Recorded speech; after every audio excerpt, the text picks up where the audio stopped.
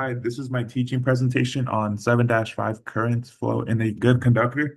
So the first case we'll see, so we have two cases. Our first case is the DC case. So in this case, we have a DC voltage source that's constant, which is here, which is connected to a resistor, which limits the flow of current through the wire.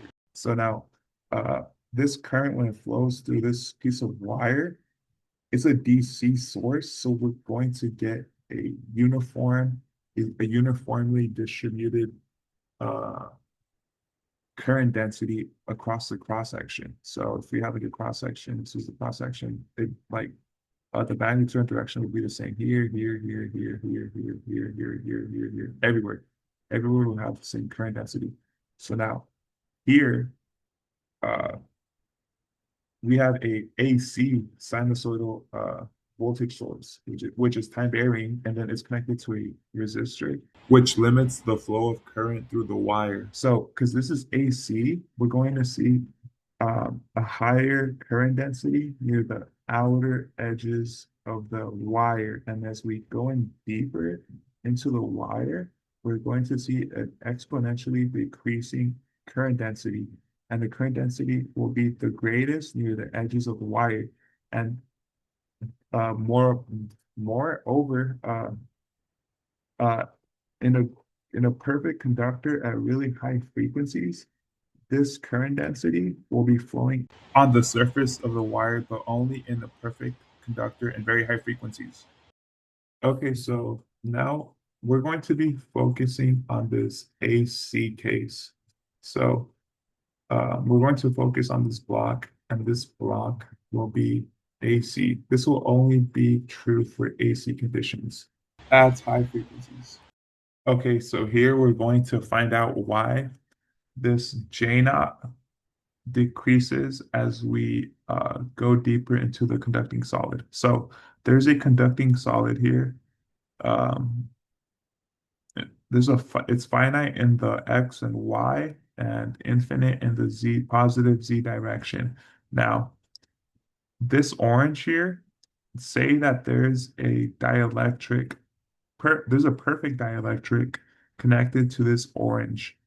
So it'll be like kind of like going up the perfect dielectric and it's connected to the conducting solid. So say in the perfect dielectric at Z minus, there's an electric field. There's just an electric field that's E naught in strength, and it's going in the X hat direction, which is over here. So this electric field at Z minus, which is just a little bit on top of the conducting solid, just a little tiny bit, then that electric field intensity in the perfect dielectric will induce this the same electric field intensity in the conducting solid just right here, like just in the conducting solid, it'll have the same exact electric field intensity. Now, we'll find that in the conducting solid, as we go deeper into this conducting solid, we will have a exponentially decreasing, I think exponentially decreasing electric field. So as we go deeper into this conducting solid, the electric field will be decreasing. So, and we can map that with this equation. We can have that with this equation, which is the electric field intensity, which in the z direction, it'll attenuate if when z is a bigger number, that means more attenuation, and this is the magnitude. So it'll start attenuating as z goes down, and then this is just the phase. And then the magnetic field intensity also has something similar happening to it, where it'll start attenuating, where it goes down, and then it's just that this is in the y direction, and it's affected by the electric field intensity. The initial electric field intensity is affected by the intrinsic impedance in a lossy medium by this, but it's otherwise the same equation. Now we can get the current density because the current density is just the conductivity times the times this here. It's just it's just this literally. Um, So we can get the conductivity. I mean, we can get the current density uh, just by multiplying this EZ by sigma. So then here it is. Here's this equation, but all it has is sigma in it right here. Otherwise, same equation, and then now it's current density. So it's not electric density. It's not electric field intensity. It's current density. And all we have to do was add a sigma to this equation to get the current density here. So now we have the current density, which is here. So the current density is directly affected by the electric field. And then, so if we make a little bit more simplifications, if beta is equal to A, then this will be an A alpha.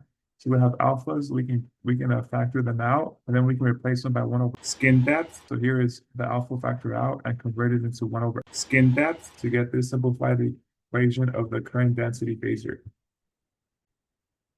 Okay, so we have this piece of good conductor here with length L in the x direction and width W in the y direction, and um, it has a third dimension, the z-axis, and this is the skin depth of the conductor.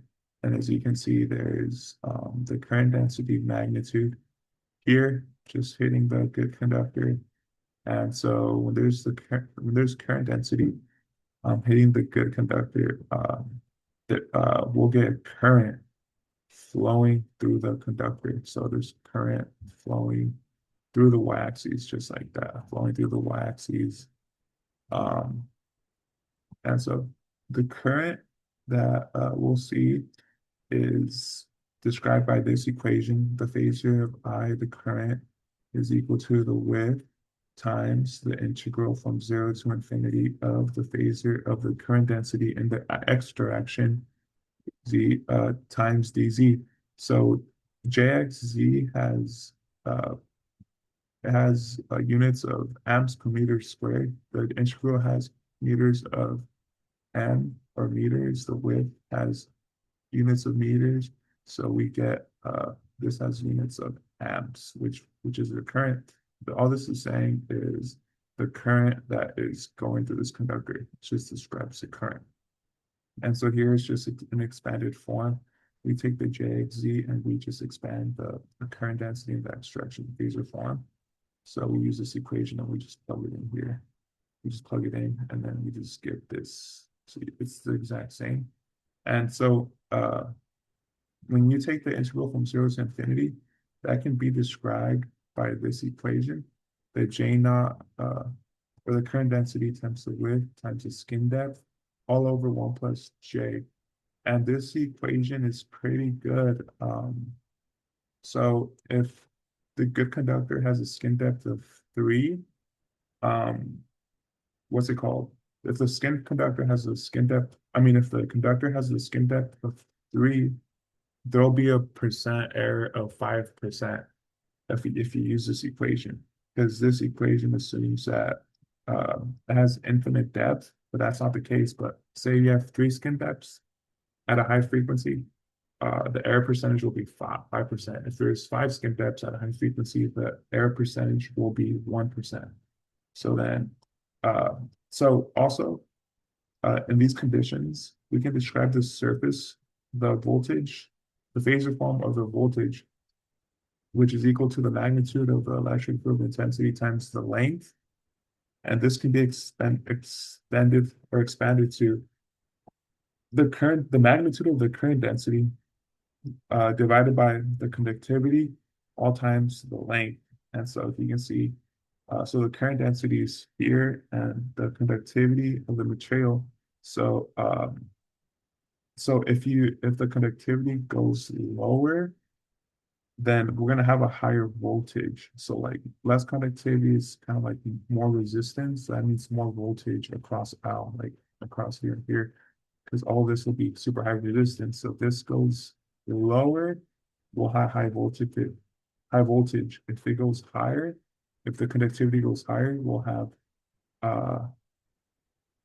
less voltage. And the length, if you have a higher length, it has to pass through more material, so more resistance, so higher voltage. And then so here, assuming we're using this equation from it has infinite skin depth in the z direction, assuming we're using this, we can expand this to we can get the impedance because we have the voltage and we also have the uh, phasor current. But this equation is true for when the skin depth exceeds 5. So when we exceed 5 skin depths, this equation holds true. And so we have an imaginary part and a real part. And okay, so yeah, so we can make the impedance because we have V and we have I, and we when we put that together, we get this equation. And we have a real part and an imaginary part. This is all times the length and the width. Now we can uh put this as the surface impedance or the the internal or the surface impedance. We can use this as the internal or the surface impedance. So this here it is the internal or surface impedance. And it's internal impedance because say like we have a low frequency, uh like the current density will be like it'll go deeper into the conductor at low frequencies. But if we have a high frequency, uh, it'll be a surface impedance because the current density will focus more on the outer edges of the good conductor. So that's why we'll have a surface impedance. So it depends. It can be a surface impedance or internal impedance. And so, yeah, here it is. We just put the ZS here, internal surface impedance, um, with impedance. And then if we assume that L and width equals 1, and all we get is a surface impedance or the internal impedance. And then it has a real component, a 1, and an imaginary component. And the imaginary component is positive. So we can say that the imaginary component is kind of like an inductor. And so we can, the surface impedance, we can describe it as 1 over sigma, which is here, sigma times the skin depth, which is here. And this simplifies also to this. And then we can describe the inductor, the surface inductance, um, by uh, by 1 over omega times the conductivity times the skin depth. And this can simplify to this here. And so final thing is that if we have an AC resistance of a slab of width W and length L, that can be given by this equation here, the resistance. Um, so like the surface resistance. Um, okay, so this is the AC resistance of a slab, and it can be given by the surface resistance times the length over the width, and that will simplify to length over conductivity times 1 skin depth times the width. Okay, so now we're going to check out the coaxial cable. And so in here, basically what we want to do is we want to cut out, or we want to kind of cut out the top half of this inner conductor. I want to make this 1 skin depth thick, and then we want to cut out the 1 skin depth thick layer, or like uh throughout this whole cylinder. So we're gonna cut out this 1 skin depth thick layer of this inner conductor, and then we're just gonna like we're gonna take it off and we're gonna slit it, and we're gonna expand it so it looks like this. And we're also going to do that to the outer inner conductor. We're gonna like cut off 1 skin depth thick from the inner layer of the outer conductor, cut out 1 skin depth from like the whole from the whole like inner layer, and we're going to cut it out and then just flatten it out like this. But so this width will be 2 pi b. That'll be the only difference. So once we have that, we have our two like inner and outer conductors, um, we can use these equations over here. So, because we have a resistance uh, when like we're hitting a slab with AC alternating current. So, um, so we want this outer conductor and this inner conductor. Like we want this outer shell and this inner shell because that's where the electric field and the magnetic field live, and they only interfere with this top layer, like this inner layer of the outer conductor and this outer layer of the inner conductor. So that's why we want pieces from those like from the top. Yeah, that's why we want pieces, those pieces. So and then we can use these equations. So we have this resistance equation, and so we can use that to kind of we can use this resistance equation to plug in to the R1 prime equation, and then it is going to give us R over L. Well, we know that R equals RS over L over W, and we can plug that in here. But the L's will cancel out. So all that